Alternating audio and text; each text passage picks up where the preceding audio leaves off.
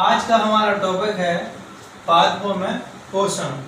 पहले हमको यह जानना होगा कि जो पोषण होता है वो पादपों में किस प्रकार होता है। तो पोषण वही क्रिया है जिसमें पेड़ पौधे आवश्यक पदार्थों को जो उनके लिए ज़रूरत है या जिनको उनकी ज़रूरत है वो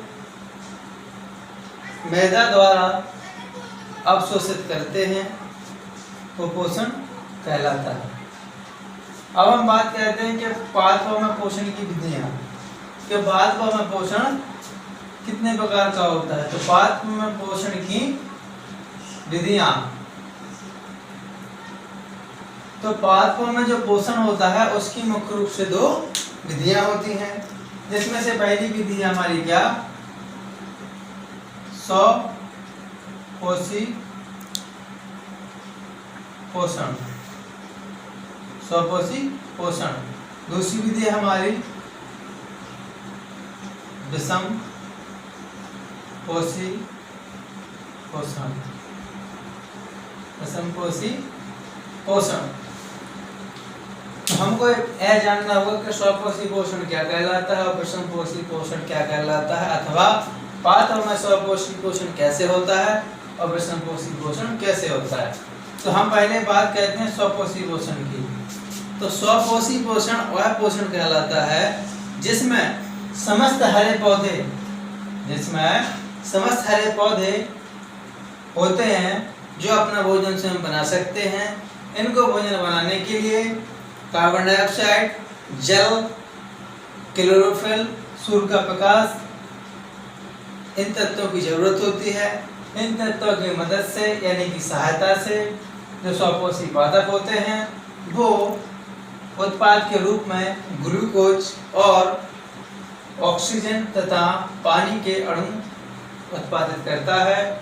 ठीक है, तो जो स्वपोषी पोषण होता है इसमें समस्त हरे पौधे आते हैं और स्वपोषी पादप में ही प्रकाश संश्लेषण की क्रिया होती है। और प्रकाश संश्लेषण की क्रिया को हम रासायनिक अभिक्रिया भी कहते हैं। वो रासायनिक अभिक्रिया इसलिए कहते हैं क्योंकि प्रकाश संश्लेषण की क्रिया में कार्बनिक पदार्थों को पेड़ पौधे भोजन जब बनाते हैं उस समय कार्बनिक पदार्थों का उपयोग करके रासायनिक पदार्थ का यानी कि ग्लूकोज का निर्माण करते हैं।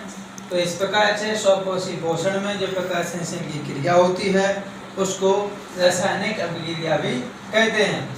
अब आते हैं विषम पोषी पोषण, यानी कि पादपों में जो विषम पोषी पोषण है वो किस प्रकार होता है। तो विषम का मतलब होता है अलग, पोषी का मतलब पोषण, यानी कि वे पौधे जो अपना भोजन स्वयं नहीं बना सकते हैं और भोजन के लिए दूसरे पौधों या जीवों पर आश्रित होते हैं, वो विषम पोषी पोषण होता है। विषम पोषी पोषण की हम उदाहरण की बात करें तो इसमें आपने सुना होगा कीट-भक्षी पादप। क्या? कीट-भक्षी पादप। जो कीट-भक्षी पादप होते हैं जिनकी पत्तियां होती हैं वो ऊपर से एक घड़े का रूप ले लेती हैं और उसके ऊपर एक ढक्कन लगा होता है।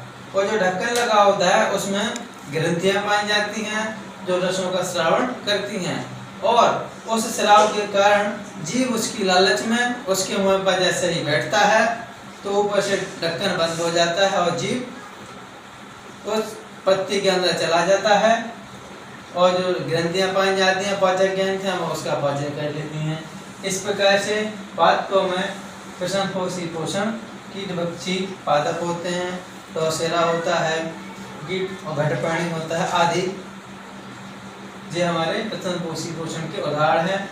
तो आज के वीडियो में हमको इतना ही पढ़ना था कि पादपों में पोषण की विधियाँ कौन कौन सी होती हैं वो हमने आपको बता दी हैं।